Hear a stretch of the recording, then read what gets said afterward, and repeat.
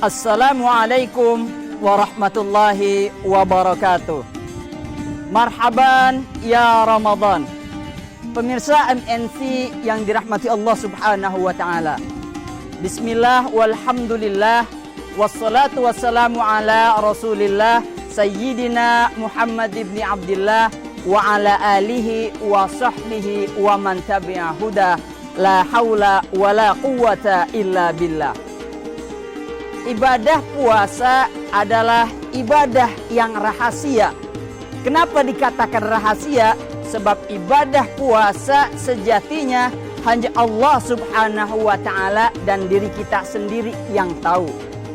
Kalau ibadah-ibadah yang lain, misalnya ibadah sholat, orang tahu kita udah sholat atau belum. Ada gerakannya, ada bacaannya. Membaca Al-Quran misalnya, orang tahu kita sudah baca Al-Quran atau belum. Kualitasnya pun orang tahu mana yang baik, mana yang buruk, mana yang benar, mana yang salah.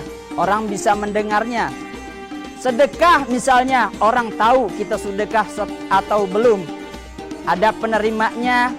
Bahkan kadang-kadang di beberapa masjid diumumkan, telah kami terima amal jariah 2 juta rupiah dari Fulan bin Fulan misalnya. Disebutkan ya, apalagi misalnya ibadah haji. Satu kampung orang tahu kita udah haji atau belum. Sebab apa? Ada walimahnya, ada syukurannya. Namanya walimatus safar.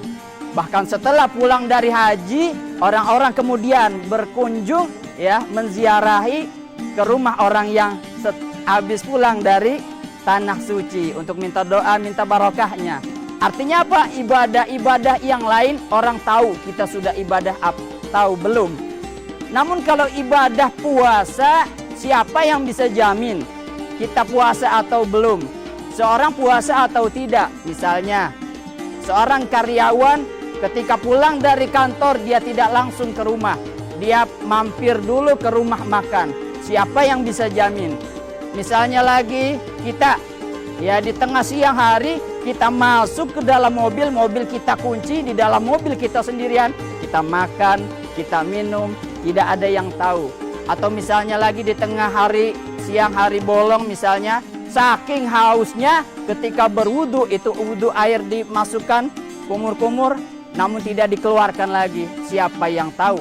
Hanya Allah Subhanahu wa taala dan diri kita yang tahu seberapa bagusnya ibadah puasa kita. Nah, oleh karena saking rahasianya ibadah puasa, maka Allah Subhanahu wa ta'ala juga merahasiakan pahala ibadah puasa. Kalau ibadah yang lain Allah sebutkan pahalanya, Rasulullah sebutkan pahalanya.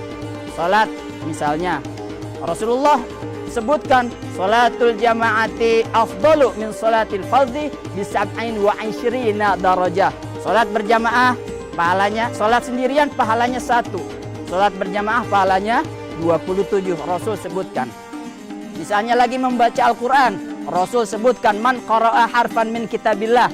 Barang siapa yang membaca 1 huruf dari Al-Quran, falahu hasanah, maka dia mendapatkan 1 pahala kebaikan.